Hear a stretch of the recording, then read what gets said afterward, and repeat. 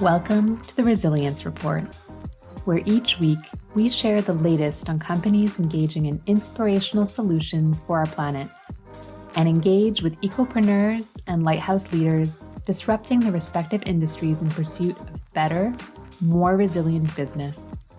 I'm your host, Lauren Scott. Thank you for joining me as we dive into this week's report.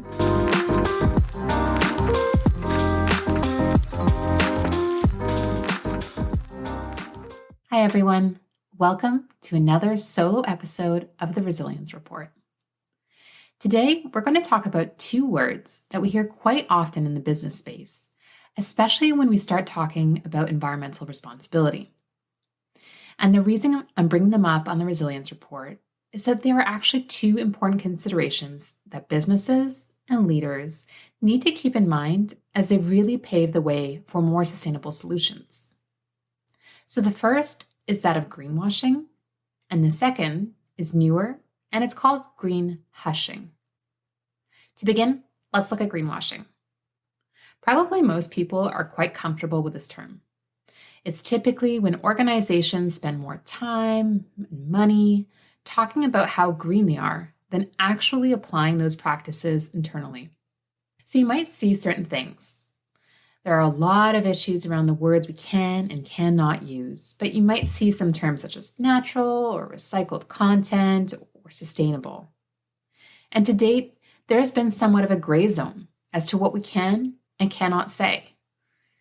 And this can be really frustrating for consumers because when you're trying to do the right thing, you're looking for these organizations to clearly communicate what they're doing so that you can make an informed decision as to what you wish to purchase in terms of a good or service.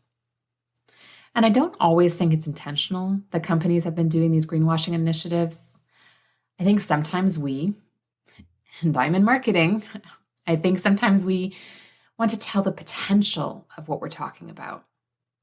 And so what happens is that occasionally companies are talking about their products and services in a way that can maybe hype up what they're doing a little bit more than what is the reality. Governments and regulating bodies are definitely recognizing this issue, that there is a bit of ambiguity.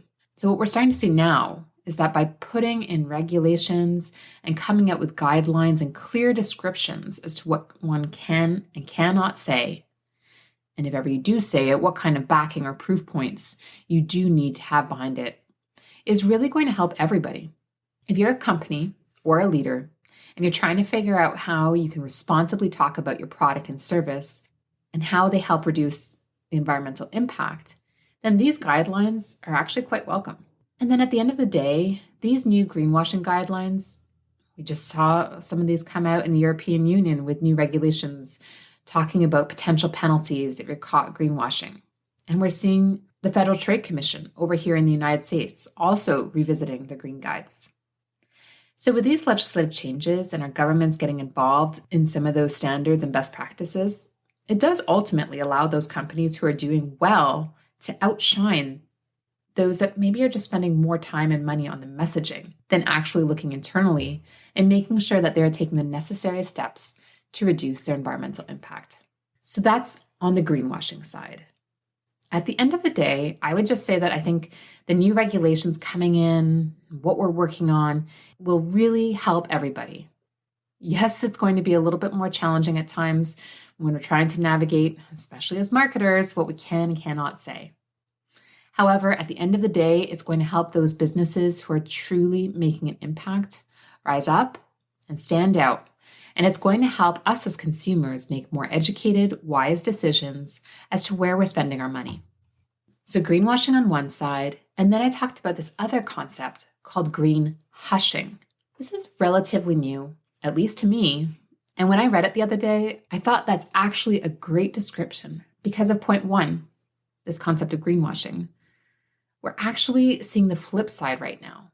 And that is where, as companies and as leaders, we're actually a little bit reluctant to share what we are doing from the environmental side, even if we're seeing good progress, because we're scared that it's going to be labeled as greenwashing. We are seeing this certainly with some of the larger organizations. If you're very visible, whether that's to consumers or investors, you're probably already very mindful as to what you can and cannot say. The greenwashing really kicks in when you are taking the right steps, and instead of helping share and promote and celebrate and potentially even inspire others, you actually just view it as safer not to say anything. And I don't think that's the right solution either. So my real hope is that with these new anti-greenwashing regulations coming in, that we will all get greater clarity. I often joke that when it comes to sustainability, we're at this phase of the wild, wild west right now, where we're all trying to navigate it, even those of us with the best intentions. So by having some guidelines, basic practices, even some just normalized terminology so that we're all speaking the same language, is really going to help those of us who are trying to have a positive impact tell the story in a meaningful and trustworthy way. For those of us who are perhaps feeling like we have to engage in a certain degree of green hushing so as to avoid greenwashing, I think that this is a very normal experience.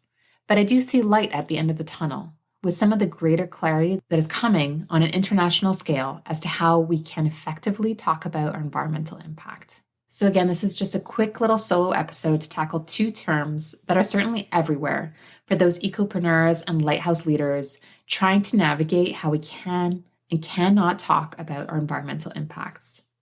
I hope this was helpful.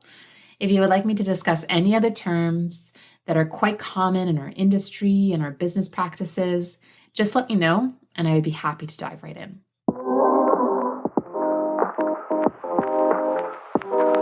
I hope that you've enjoyed this week's edition of the Resilienc Report. If you would like to hear and see more, be sure to check out @the Resilienc Report on YouTube, Instagram, and LinkedIn. Until we connect again, remember, even on the darkest of days, we all have the opportunity to be a lighthouse for others as we collectively pursue better, more resilient business.